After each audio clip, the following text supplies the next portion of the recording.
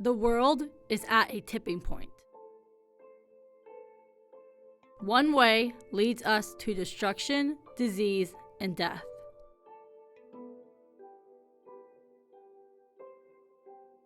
The other leads to salvation and life.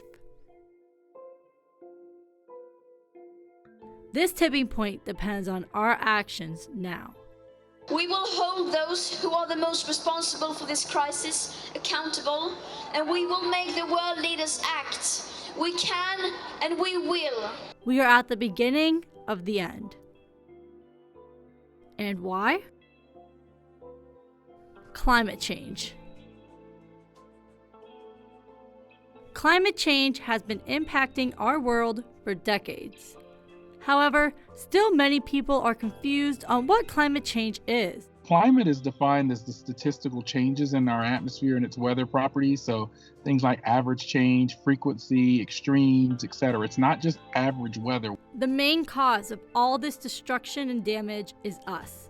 Everyone I know agrees, and anyone who looks at the data agrees. This is a human-driven process. Primarily industrialization, so the release of carbon dioxide through atmospheric pollution, methane from agricultural uses, and then deforestation is also contributing to destabilizing the climate worldwide. Our science tells us that the human contributions are the driving force, and we know that because it's not just that it's changing, it's how rapidly it's changing. We're seeing changes happening on very short time frames of years to decades that used to take hundreds to thousands of years. And so as a scientist, that's what worries me and my colleagues. Children and adults all over the world have been protesting in the streets, calling for action to be done by our government leaders. If you belong to that small group of people who feel threatened by us, then we have some very bad news for you. And we have to fight them with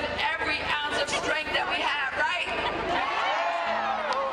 Because this is only the beginning.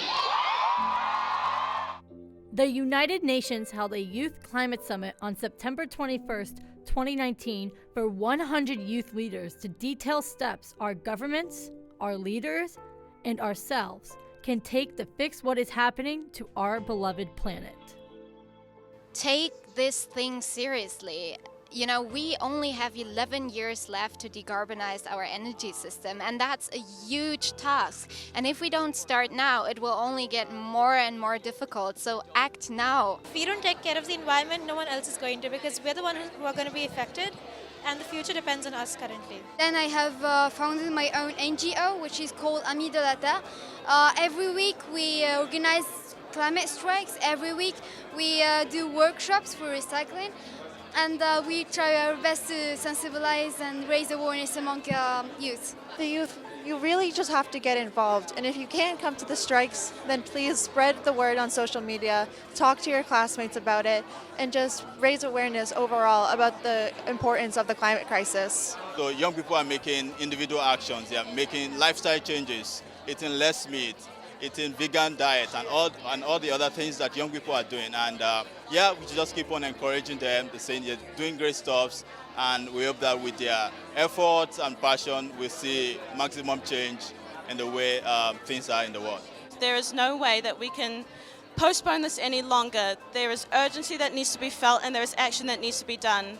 And it's ridiculous that there are islands like Kiribati and Tuvalu and the Cook Islands who are doing so much to fight this, who are still facing the very front. And it's ignorant and it's selfish for any world leaders, including the leaders of New Zealand, to sit back and do nothing about it. The time to act is now. It's saving all of our lives, and saving lives is our business. One planet, one future, one world. We have to stand up and start acting now in order to secure the future of generations to come. Our world is at a tipping point.